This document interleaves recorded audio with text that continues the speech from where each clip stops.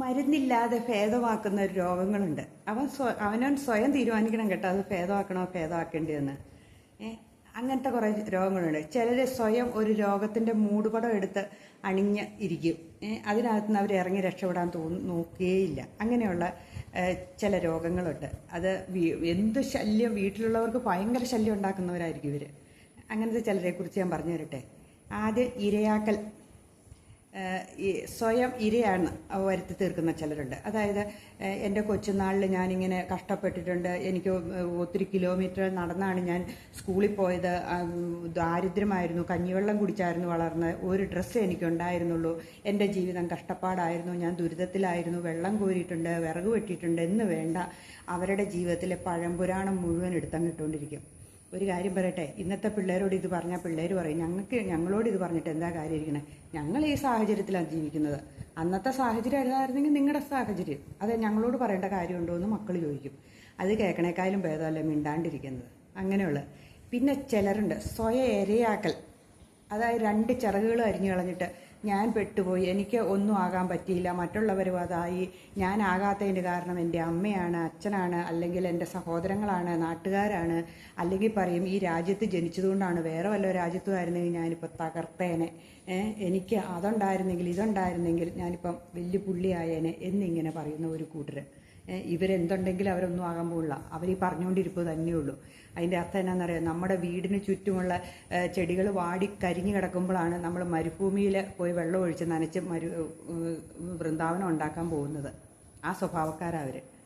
അല്ലാണ്ട് അവരൊന്നും ചെയ്യുകയില്ല, മറ്റുള്ളവരെ കൊണ്ടിട്ട് ചെയ്യിക്കുകയില്ല, സ്വയം ഇങ്ങനെ ഞാൻ ഇരയാഴേന്ന് പറഞ്ഞുകൊണ്ട് ഇങ്ങനെ ഇരിക്കുന്ന ഒരു കൂട്ടരുണ്ട്.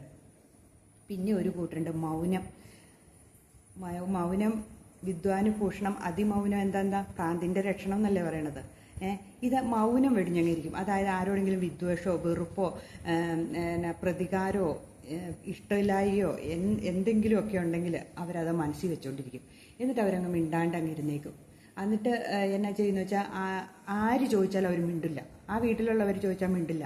എന്നാൽ ദൂരെ എങ്ങാനും പോയവരാണെങ്കിൽ നമുക്ക് പിന്നീട് അവർ ആ പ്രശ്നങ്ങളെല്ലാം മറന്നുപോയി നമുക്ക് മിണ്ടിന്ന് വരാം. ദൂരെയാണല്ലോ, അവരേതെങ്കിലും സമയത്ത് നമുക്ക് വിളിക്കുമ്പോഴോ എങ്കിലും മിണ്ടാന്ന് വയ്ക്കാം, അല്ലെങ്കിൽ നമുക്ക് അങ്ങോട്ട് വിളിക്കാം.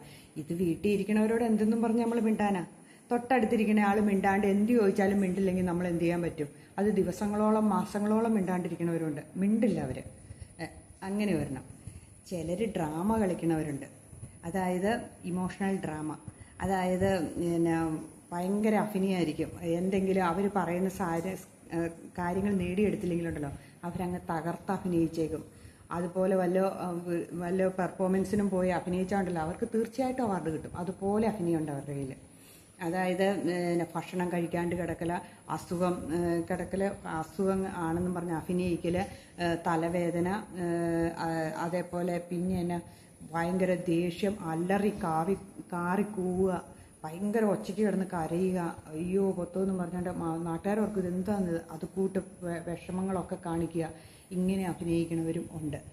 അതേപോലെ സ്വയം നെഞ്ചിൻറ്റിടിക്കുക, സ്വയം പട്ടിണി കിടക്കുക, ഇങ്ങനെ ചങ്കിൻ്റെയൊക്കെ ഭയങ്കര ഇടിയൊക്കെ ഇടിക്കും, പട്ടിണി കിടക്കുക, ഈ രീതിയിലൊക്കെ കാണിക്കുന്നവരുണ്ട്.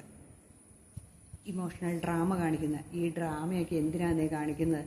കുടുംബജീവിതത്തിൽ ഡ്രാമ കൊണ്ട് വല്ല കാര്യമുണ്ടോ? അതായത് അവരുദ്ദേശിച്ച കാര്യം നടക്കാതെ വരുമ്പോഴാണ്, അതായത് പിള്ളേരെ അഡ്മിഷൻ്റെ കാര്യമോ അല്ലെങ്കിൽ അവർ ഉദ്ദേശിക്കുന്ന എന്തെങ്കിലും സാധനം കിട്ടാതെ വരികയോ എന്തെങ്കിലുമൊക്കെ ആണെങ്കിൽ അവരുടനെ ഈ ഡ്രാമ എടുത്തിടുകയായി, എന്നിട്ട് അവർ ഡ്രാമ കളിക്കാൻ തുടങ്ങുകയായി. അങ്ങനത്തെ ഒരു കൂട്ടർ അതിൻ്റെ ഡ്രാമയാകുന്ന ഒരു രോഗം എടുത്ത് അണിയുവാണ് അവരങ്ങോട്ട് സ്വയം. അത് കുറേ കഴിയുമ്പോൾ എല്ലാവർക്കും, ആ വീട്ടിലുള്ളവർക്ക് എല്ലാവർക്കും അറിയാം ഇവരിങ്ങനെ അഭിനയിക്കുന്നതെന്ന്.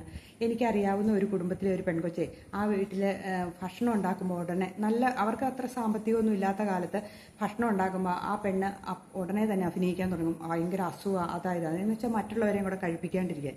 എന്നിട്ട് ആശുപത്രി കൊണ്ടുപോകും, ഒരു വലിച്ചു തൂക്കി ആശുപത്രി ചെല്ലുമ്പോൾ ഒരു അസുഖമില്ല എന്ന് പറയും, തിരിച്ചു കൊണ്ടുവരും. അങ്ങനെ കുറേ നാളായി കഴിയുമ്പോൾ അവർക്ക് പിടികിട്ടി. എന്തെങ്കിലും നല്ല ഫുഡ് ഉണ്ടാക്കുമ്പോഴോ അല്ലെങ്കിൽ എന്തെങ്കിലും പ്രത്യേകത എന്തെങ്കിലും ആ വീട്ടിലുണ്ടെങ്കിൽ അവരങ്ങനെ കിടന്ന് കാണിക്കുന്നതെന്ന് അവർക്ക് പിടികിട്ടി.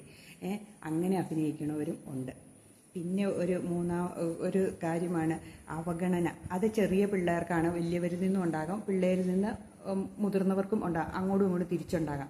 അതായത് പിള്ളേരോട് പറയുകയാണ്, നീ പഠിക്കണില്ല, നിന്നെ പഠിക്കാൻ വിട്ടിട്ട് എന്തായി, നിന്റെ കൂടെ ഉള്ളവരൊക്കെ പഠിച്ചില്ലേ, നിന്റെ കൂടെ ഉള്ളവർക്കൊക്കെ ജോലിയായില്ലേ, എല്ലാവരും നല്ല നിലയിലെത്തിയില്ലേ, നീ എന്നെ എടുക്കുമായിരുന്നു, അങ്ങനെയായിരുന്നു ഇങ്ങനെയായിരുന്നു എന്നും പറഞ്ഞ് നീ ഇതിലേ പോയാലും ഗതി പിടിക്കാത്തതിനാണെന്നൊക്കെ ചോദിച്ച് ഇങ്ങനെ പറഞ്ഞുകൊണ്ടിരിക്കുന്നവർ. പിള്ളേർ തിരിച്ചും ചോദിക്കും, നിങ്ങളെന്നാ കാണിച്ചത്, നിങ്ങൾ നല്ലത് കാണിച്ചിട്ടാണോ ഞങ്ങൾ ഈ വഴി ആയതെന്ന് ചോദിച്ച് തിരിച്ചും ചോദിക്കുമ്പോഴാണ് അവിടെ പ്രശ്നങ്ങളാകുന്നത്. ചിലർക്കുണ്ട് അന്യായ മരുന്ന് കഴിക്കണ ഒരു അസുഖം. അതായത് അവിടുന്ന് ഇവിടുന്ന് ഒക്കെ കണ്ട അസുഖത്തിനൊക്കെ അത് അസുഖം ഈ അസുഖം എന്ന് പറഞ്ഞ് മരുന്ന് മേടിക്കും. രാവിലെ ഒരു 5 ഡോക്ടർമാരുടെ മരുന്ന്, ഉച്ചയ്ക്ക് ഒരു 5 ഡോക്ടർമാരുടെ മരുന്ന്, വൈകിട്ട് ഒരു 5 ഡോക്ടർമാരുടെ മരുന്ന് കഴിക്കണവരും ഉണ്ട്. ഇതൊക്കെ ശരീരത്തിന് ദോഷമാണെന്ന് പോലും ഇവരറിയുന്നില്ല. മറ്റുള്ളവർക്കറിയാം ഇവർക്ക് അസുഖമില്ലാന്ന്, പക്ഷേ ഇവർക്കിത് കഴിച്ചാലേ ശരിയാവുള്ളൂ. അങ്ങനെയുള്ളവരും ഉണ്ട്. അപ്പം ഇങ്ങനെയുള്ള ഡ്രാമകളും നാടകങ്ങളും ഒക്കെ കുടുംബജീവിതത്തിൽ ഒത്തിരി ഉണ്ട് കേട്ടോ. അല്ല, നമ്മളൊന്ന് ചിന്തിച്ചു, ഇതൊക്കെ വല്ലയിടത്തും പോയി പെർഫോം ചെയ്യുകയാണെങ്കിൽ അവാർഡും മേടിച്ചുകൊണ്ട് വരാൻ ഉറപ്പായ കാര്യമാണ്. ഇങ്ങനെ അഭിനയിക്കുന്നവരുണ്ട്. ഇതിനൊന്നും ഒരു മരുന്നില്ല. ഇതൊക്കെ നമ്മൾ സ്വയം ചികിത്സിക്കുക, ഇതിനെയൊക്കെ ഭേദാക്കിയെടുക്കുക. ഉള്ള ശാന്തി സമാധാനം നമ്മുടെ കുടുംബജീവിതത്തിൽ കളയാണ്ടിരിക്കുക. ഇങ്ങനെയൊന്ന് അഭിനയിച്ചുകൊണ്ടൊന്ന് മനസ്സിലായി കഴിഞ്ഞാൽ നമ്മൾ എന്തിനാ അവരുടെ മുമ്പിൽ ചെറുതായി പോകുന്നത്? നമ്മളെ ശരിക്കും അവർ പുച്ഛിക്കുകയല്ലേ ചെയ്യുന്നത്. അതിനുള്ള ഇടവരുത്താണ്ടിരിക്കുക. നമ്മളപ്പം സ്വയം ഇതിനെയൊക്കെ നിയന്ത്രിച്ച് നമ്മൾ സ്വയം നല്ല രീതിയിൽ മുന്നോട്ട് പോകാൻ ശ്രമിക്കുക. അതാണ് വേണ്ടത് അല്ലേ? അപ്പം ഇങ്ങനെയുള്ള അസുഖമല്ലാത്ത രോഗങ്ങളെയൊക്കെ നമ്മൾ ചികിത്സിച്ച് ഭേദമാക്കുക.